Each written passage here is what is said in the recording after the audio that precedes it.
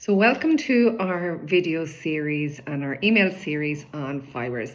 I just love talking about fiber, and I think it's a forgotten, or you know what, in most recent times it's come out and we're talking about it a lot more in the world of health and nutrition, but it's possibly one that's a little bit tricky to understand. And when you think of fiber, I go back to the ads on TV with brown flakes that didn't taste very sweet and didn't taste very nice, bran in muffins. It was something that we didn't, we don't have a great love association with fibrous foods.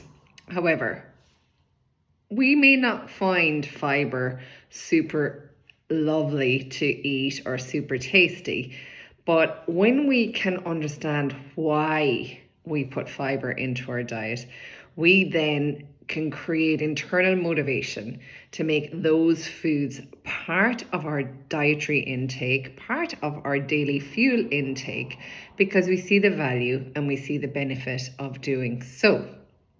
And what happens is we start beginning to get a little bit curious about how we can work with those foods and make them taste better for us. So the one thing I want to talk to you about first is dietary fiber. What is it?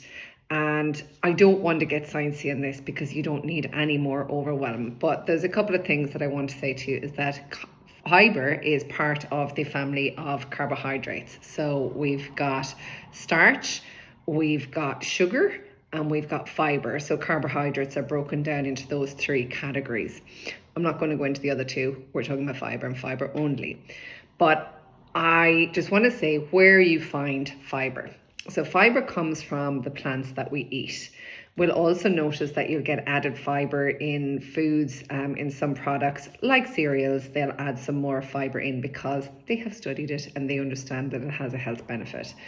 There are two different types of fibers. There are soluble fibers, which are water-based and they're digestible, and there are insoluble fibers, which are not water-based and digestible. Soluble fibers are the ones that come from plants, and it's something like pectin is a soluble fiber. And what you'll notice is that they're in your fruit, they're in your veg, they're in your oats, they're in barley. And these are really, really important to help us manage our blood sugar and our cholesterol levels. So when we talk about our blood sugars, we're talking about how we get our food into our body, break it down so that we can get it into the bloodstream. And in that bloodstream, we can create energy from the glucose that we get from the food that we ingest. So really good for managing blood sugar. So that means we get a steady flow of energy throughout the day to do the tasks that we need to do. Insoluble fiber are the ones that come from, I remember like Mom, years ago, she'd put the spuds on the range and they get lovely and crispy. That's where you get the insoluble fiber. It comes from the skin of the fruits and veg that we eat. And they're ones that we don't use. So we don't use that, and it passes right through the digestive system, and they're really supportive for constipation. Where do you find this? Well, you will find it on your skins of your fruit and veg. You'll find it in things like bran, in celery, in whole grain, and in seeds. So that's why we talk about those kinds of foods. Why are those ones really important? Well, those ones are really important because you'll have heard people talking about probiotics, and you've got to feed the gut bacteria, or you've got to get you got to get the good bacteria down into your gut, and we need to promote a healthy microbiome. When you do that, right, you take your supplement or you take your kefir or whatever it is, if you don't feed the bacteria that you're putting in, they don't get a chance. It's like what they do is they stick onto the lining of your intestines. They don't get a chance to stick in there and grow and multiply and colonize. What we need to do with fiber is we need to give them the food, and they get it from the bit that we don't eat. That's that indigestible, insoluble fiber that we take in.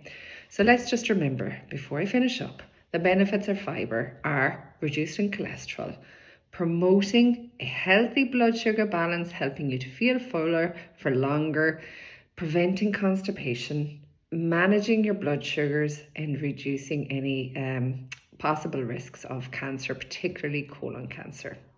So tune in for my next video where I'm going to talk about where do you get that fibre from, and how can you change how you get fibre into your diet with a little bit more ease.